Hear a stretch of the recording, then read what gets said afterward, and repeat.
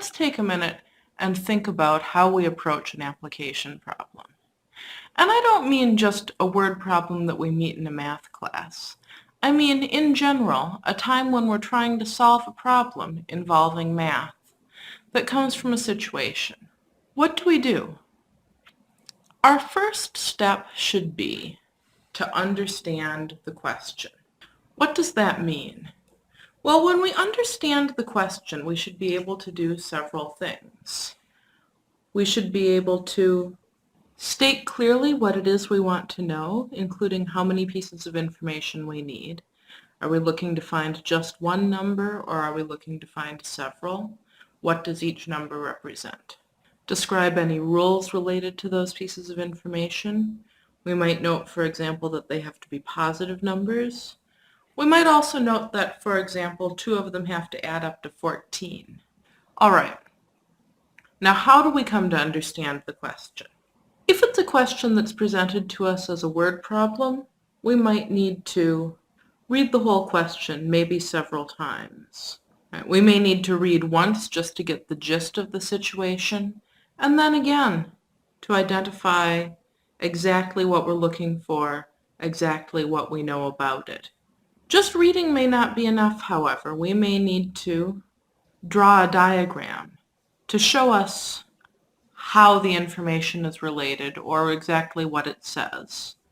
Also, to see relationships, we may need to organize information into a table. The last thing we might need to do is consult other resources. This doesn't come up very much in word problems that we meet in math classes. But for example, we may need to look up a formula or research information that wasn't given to us in the original presentation. All right. So once we understand the question and we have a basic idea of what it is we want to know and what we know about that thing, we are ready to start to model the question. So by modeling the question, I mean translate the question into math. And that has several steps. We may need to give names, and by that I mean variable names, to one or more unknowns. At that point, we might need to write equations describing the rules. And we might need to consider what simplifying assumptions we may need to make. We may need to make assumptions like, there are no other factors we haven't heard about here.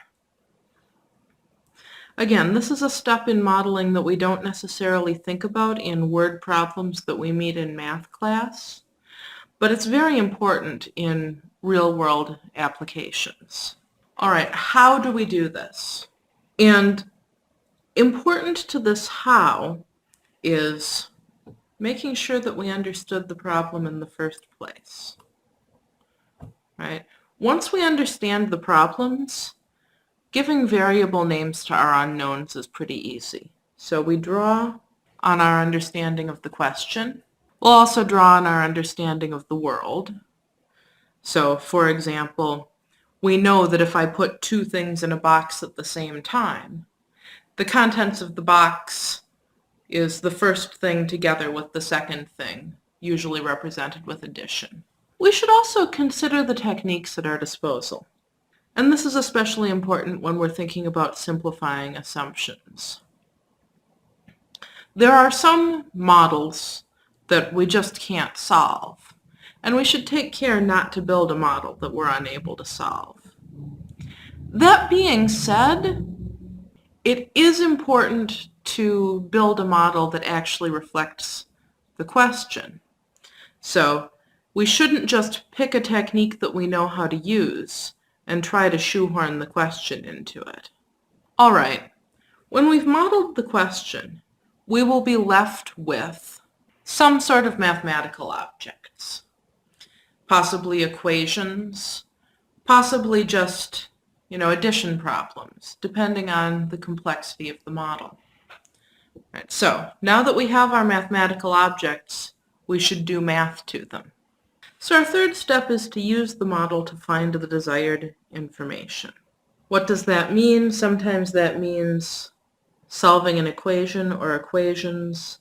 Sometimes that just means performing arithmetic. Whatever math the model tells us we need to do, we do it at this stage. So only at this level, only at stage 3, are we actually doing mathematical manipulations. Once we've done these manipulations, we come back up into the real world. We are now able to answer the question that we were considering to begin with. That is, we take our results from step 3 and figure out what that actually means in the context of the original problem. How? The number one thing that will be helpful to us at this stage is using the things that we wrote down in step 2. In step 2, we wrote down what all of our variables represented.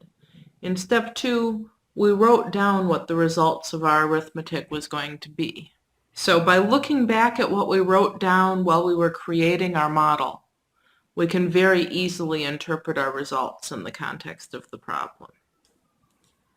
Now, are we done at this point? Not quite. We still need to check, does our answer make any sense in the context of the problem? So, if our answer is a fraction, is this a place where a fraction makes sense? If our answer is a negative number, is this a place where a negative number makes sense? And if not, if our answer doesn't make sense, is it because we did something wrong? Is it because our model is flawed? Or are we interpreting it wrong? So I'm going to show you a really simple application and talk through following these steps. Take a minute to read through this story on your own. Pause the video and read through it. I'm not going to read it out loud. Okay, so let's understand the question first. We're trying to find out what the final balance of Adam's checking account ought to be. What rules do we have? Well, just from our general understanding, when we deposit a check, the balance goes up. When we write a check or make a withdrawal, the balance goes down. So I think that the thing we're looking for is the final balance, and the things that we know are all of the amounts that our balance went up by, all of the amounts that our balance went down by. I think we're ready to model this. Let's see. So we know the starting balance. When he makes a deposit, his balance will go up by that amount. So we'll add all the deposits. And when he makes a withdrawal, his balance will go down by that much. So we'll subtract all the withdrawals. And that will give us his final balance, right? All right, well, we know his starting balance. We know how much all of his deposits were. There was only the one. Starting here, we're writing out step 2. And we know what all of his withdrawals were, right? There were 1, 2, 3 withdrawals. And we don't know what they total, but we can find it. And that will give us the thing that we're looking for. So now we're done with the modeling. We are ready to do the arithmetic to solve this, right? This doesn't require any algebra. And we're going to have a calculator help us with this arithmetic. I get that his final balance will be $689.43. I hope you guys got the same thing. Are we finished?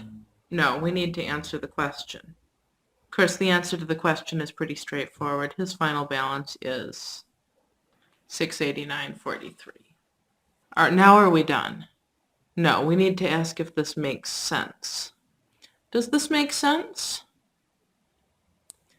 Well, it is a number that makes sense as a bank account balance, right? And looking at this, it looks like he spent more than he had before he made the deposit. So we expect him to have less than his deposit left in the bank, which is what we see. So this number seems to be in the right ballpark. It is a legitimate amount of money. Yeah, this answer makes sense.